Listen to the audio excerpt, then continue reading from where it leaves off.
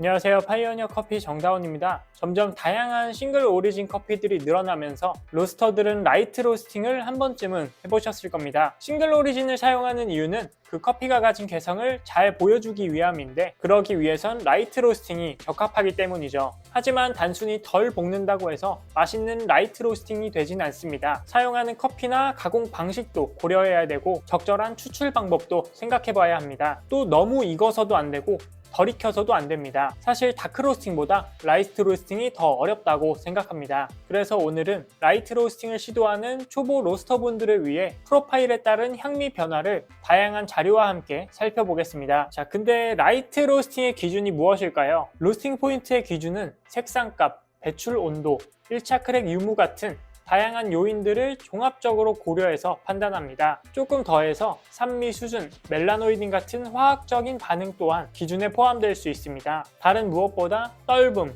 시큼함, 풋내, 특징 없는 고소함 같은 부정적인 향미가 나와서는 안 됩니다. 자, 그래서 맛있는 라이트 로스티드 커피란 무엇일까요? 일단 커피는 기호식품이기 때문에 다른 조건들이 괜찮다고 하더라도 반응평가에서 부정적인 결과가 나오면 안 됩니다. 반대로 향미가 라이트 로스팅에 가깝다면 위에서 말한 조건들은 그다지 중요하지 않겠죠. 제가 생각했을 때 맛있는 라이트 로스티드 커피는 떫은 맛, 풋내, 자극적인 신맛, 콩맛이 없어야 합니다. 그리고 라이트 로스팅답게 반드시 산미가 있어야 하죠. 하지만 산미만 있어서는 안 되고요. 그 커피가 가진 뚜렷한 캐릭터와 함께 산미와 단맛이 잘 받쳐줘야 합니다. 또 식어가면서 산미가 느껴지는 것보다 처음부터 적절한 산미가 있어야 맛있는 라이트 로스티드 커피라고 생각합니다. 그러기 위해선 커피의 캐릭터가 충분히 드러나면서 산미와 단맛이 적절하게 어우러지는 로스팅 포인트를 결정해야 합니다. 자, 그럼 라이트 로스팅에 대해 더 알아보기 전에 세 가지 프로파일을 한번 비교해 보겠습니다. 여기 준비한 커피들은 서로 다른 로스팅 프로파일이 적용됐습니다. 첫 번째는 조금 고온에서 짧게 로스팅했고,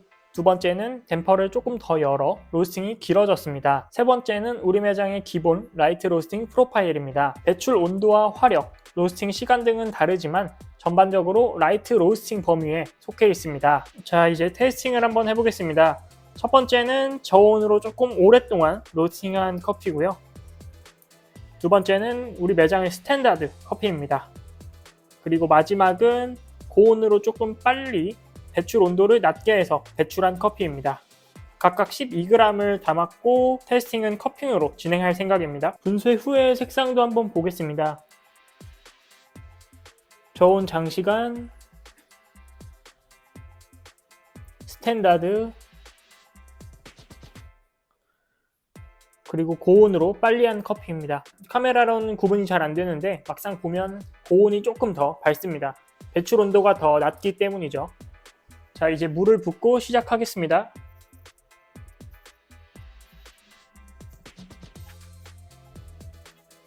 슬러핑이랑 스키밍은 생략하고 진행하겠습니다.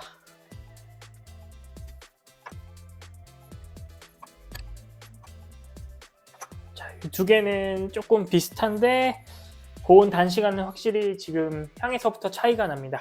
자, 이제 충분히 식었기 때문에 테스팅을 한번 해보겠습니다.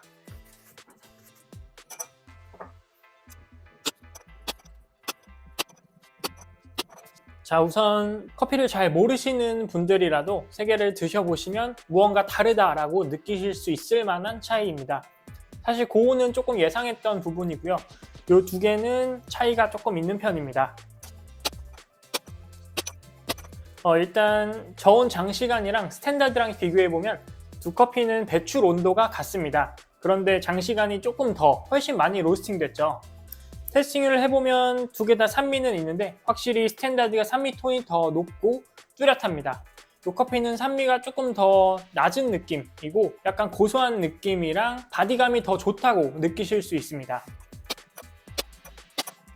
또 노트로 비교해보면 이 커피는 블루베리가 잘 나오는 편인데 이 커피는 아쉽게도 뚜렷한 캐릭터가 느껴지지 않습니다. 그냥 산미만 조금 있고 다른 캐릭터 없이 밋밋한 커피가 되어버렸죠. 그리고 스탠다드랑 고온 단시간을 비교해보면 확실히 차이가 많이 납니다. 고온 단시간의 경우에는 캐릭터도 뚜렷하지 않고 풋내랑 떫은 맛이 먼저 올라오고요. 맛뿐만 아니라 향에서부터 그렇게 느껴집니다. 아마 이런 종류의 디펙트는 시간이 조금 더, 그러니까 디게싱이랑 에이징이 더 이루어져도 아마 풋내랑 떫은 맛은 없어지지 않을 가능성이 높습니다. 그래도 생각했던 것보다는 산미가 조금 더 있습니다. 오히려 이 장시간보다 단시간에서 산미가 더 많이 느껴진 편이에요. 지금과 같은 프로파일을 사용했다면 배출 온도를 더 높이는 방향으로 가야 합니다. 프로파일이랑 향미를 조금 비교해보면 이런 고온 단시간은 동일 시간대에서 온도가 더 높았지만 그만큼 로스팅 시간이 짧았습니다. 그렇기 때문에 화학 반응이 충분히 일어날 시간이 더 적었고 홀빈과 그라운드의 색상 차가 굉장히 큰 편이죠. 관능평가 결과는 아까 말씀드렸다시피 떫고 발연이 덜 되고 풋내가 나는 전형적인 언더디벨롭입니다. 장시간 로스팅한 경우는 스탠다드와 배출 온도가 같습니다. 하지만 훨씬 긴 시간 로스팅이 되었죠. 근데 놀랍게도 아까 보셨듯이 홀빈 색상은 거의 비슷합니다. 분명 더 오랫동안 열을 받았지만 화력이 낮아서 화학 반응이 덜 일어났습니다. 그 결과로 커피에 갈색을 부여하는 멜라노이딘 같은 분자가 덜 만들어졌죠. 그라운드 색상은 스탠다드와 큰 차이는 없지만 조금 더 어두웠습니다.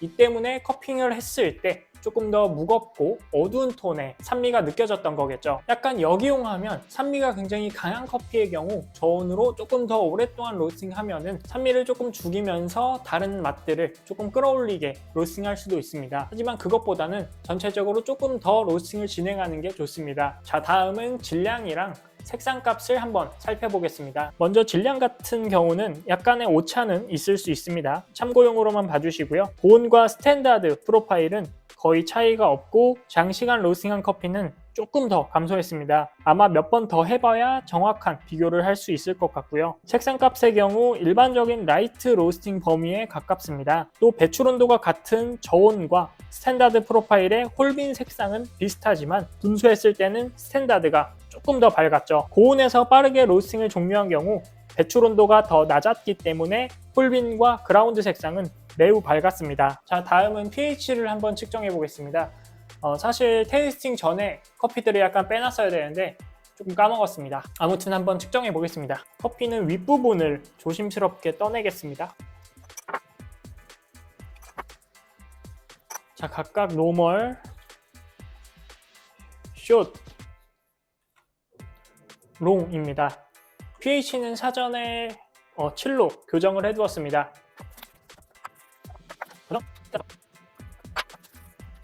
자, 먼저 스탠다드부터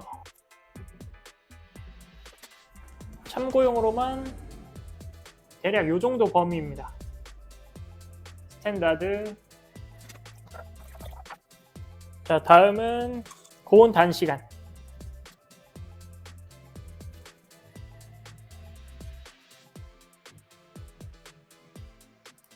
고온 단시간입니다. 조금 더 낮죠. 마지막으로 저온 장시간.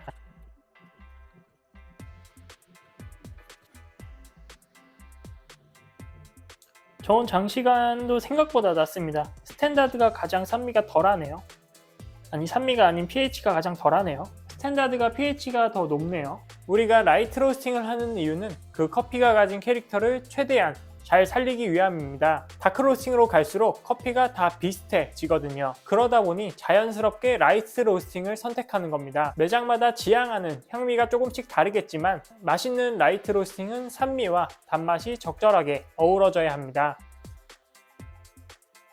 다음 자료는 로스팅 포인트에 따른 커피의 산도 변화를 보여줍니다. 로스팅 초반은 큰 변화가 없다가 1차 파핑에 가까워질수록 산도가 증가합니다. 그리고 다시 로스팅이 진행될수록 감소하죠. 이런 경향은 로스팅 프로파일과 관계없이 동일합니다. 따라서 맛있는 라이트 로스티드 커피를 만들려면 1차 파핑이 시작하는 시점, 즉 커피에 큰 물리적 변화가 일어나는 시점을 캐치해낸 후 언제 로스팅을 종료할 것인가가 중요합니다. 1차 파핑에 종료한다면 신맛이 조금 더 강조될 거고요. 1차 파핑에서 조금 더 로스팅을 한다면 산미는 감소하고 고소한 향미가 더 올라오겠죠. 자, 오늘 아카데미 커피는 여기까지입니다. 감사합니다.